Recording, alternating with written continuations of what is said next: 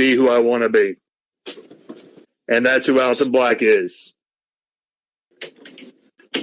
The anarchist. And I don't have to play by the rules. I love your mask, too. That's just kick-ass. It looks really high quality, like you probably had to order it offline or something. Yeah, that one was the one that I'm currently wearing is made by a guy in Thailand for me. Oh, so it's custom. Yes, sir. That's really cool, man. So what about you, Axel? Well, actually, essentially, my character, I don't know, it's evolved. I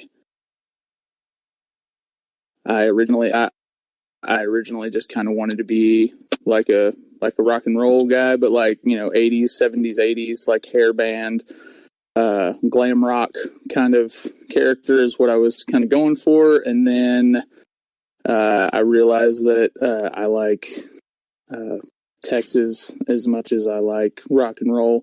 And so I wanted to just kind of roll everything that I am, kind of, basically what Alton just said. He gets to be him without the rules.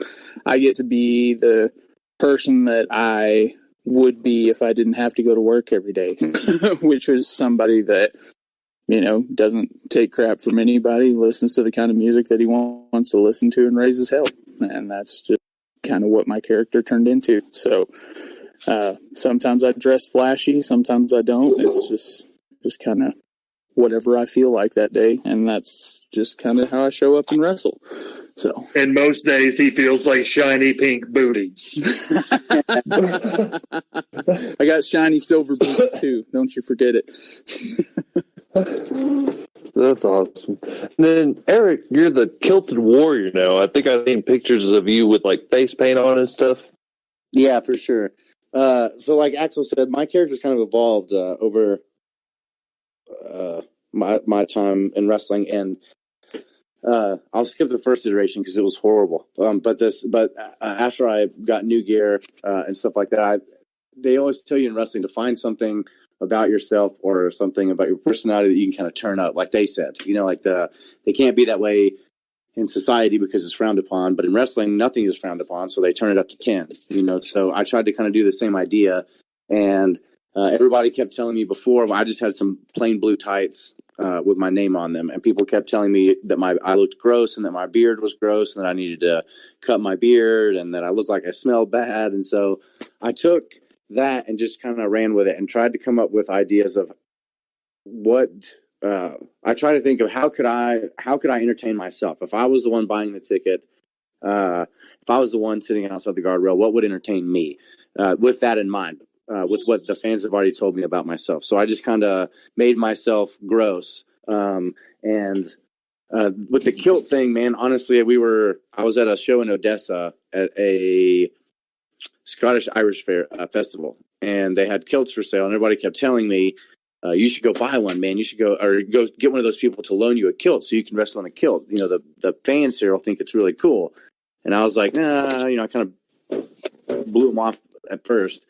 And then before I wrestled, I actually went over there and talked to the guy, and he said, no, you got to buy it. And I ended up just going ahead and buying one and wrestled in it the first day, and everybody thought it was cool. And then I went on the second day, and they had a lady painting faces, and I was walking by, and she's like, hey, let me paint your face for your match today. And I was like, all right, cool. And so I did it, and it just it was one of those things like you put on your football pads or whatever, and you're like, oh, I'm supposed to play football, And so I put on the kilt and I painted my face, and I was like, I'm supposed to do this for a little bit. This feels too correct for me to not do it. And so I just started doing it, and I call myself the kilted warrior, obviously because I wear the kilt, but I was also in the military, so I'm always going to have some kind of warrior aspect to my character just because of my military background and a lot of my emotion and tenacity that I have in the ring and the ferociousness, the way I can people when they meet me, if I don't tell you that I'm 5'8", 5'10", or whatever 2-inch difference I give you, and my weight, unless I tell you that, you're expecting me to be like 6'2" whenever you meet me, because even on videos, because I project and fill up a room. You know what I mean? I have a lot of intensity and like I said, so, and that comes from the military and from my experiences in the military. And so when you see me in the ring and I'm making all those facial expressions, it's pretty real for me. And so that comes across the barrier to the fans, and that's important in wrestling. So that's 3 detours on how I got to my character. Also, thank you for your service. Oh yeah, not a problem. Service. Man. Yeah, not a problem. That's really cool, man. And I really like this whole thing, man. It's really bumming me out that like everything's having to get canceled and quarantined and everything. I just wish people would listen so it would blow over and we could get this shit back underway. Yeah, for real, man. Like, wash your hands, sanitize your hands, stay at home. Yeah. If people would have just listened, probably 2 weeks. Your prayers. Yeah. And if they would have gotten on the little, if we would have socially distanced probably a month earlier, we probably wouldn't be in this predicament. But that's neither here nor there. You know what I mean? Yeah, Wash it your is what it hands, is. cover your mouth, and shut your ass. Yeah. Bend over, grab your ankle. You are not Jericho. No, but it's a great shirt. That's funny. So, let's see. How many times have y'all had like actual incidents in the ring? If y'all have had any, Describe incident like not necessarily like falling from the rafters and hitting the turnbuckle, but just something where somebody didn't intentionally get hurt. Like it was unintentionally got hurt. Yeah. Okay. So I'll go first because I've got one. This one didn't happen to me, and then we'll go round robin telling stories. So our very was our first. I believe it was our very first event, maybe our second event ever. We had a guy named Caden Haas at our show and working, and it was like I think it was his first match ever, and the match went down fine. Everything went good in the match. That match is over. This guy does a run-in attack, which was supposed to happen, and as Haas is getting out of the ring, the guy was supposed to let him get out of the ring, and didn't. He like hit him, and in his very first match, he fell out of the ring and blew his ACL or tore his ACL, and so he had to. I'm laughing because it's kind of funny now thinking about it, but it's not funny. It wasn't funny at the time. Like we were all freaking out because like it was our second event ever in wrestling, and so we knew that there was the possibility for people to get hurt, you know. But it's one of those things like that's never going to happen to me. It's never going to happen to us, and. He had to crawl to the back of the through the back of the curtain back to the locker room in the backstage area, and we thought he was at first. We were just like, no, he's just selling, you know, like he's just being a good worker, he's just being a good wrestler. And then when he came through the back of the curtain and he never stood up, he just laid on the ground, like kind of agonizing in pain. We were like, oh man. So, and then he was out for like almost a year before he came back. So, golly, in your ACL, that's in your leg, like right? Yeah, that's below your knee. Oh, okay. Yeah, I think I had a buddy back in high school fuck his up in football, and he was out for about a year too. Yeah, it's a bad. So mine's not near as bad, but top that. Yeah, I started. Mine's not near as bad. I was in it was my very first gimmick match, I guess you would say. It was it's called the Gauntlet Armageddon. It was at another promotion here in Lubbock, and so everybody brings in weapons. That's the gimmick. It's like a Royal Rumble, but people bring in weapons. And so I start the story that way, and everybody's like, "Oh God, you got hit with something that hurt you." No.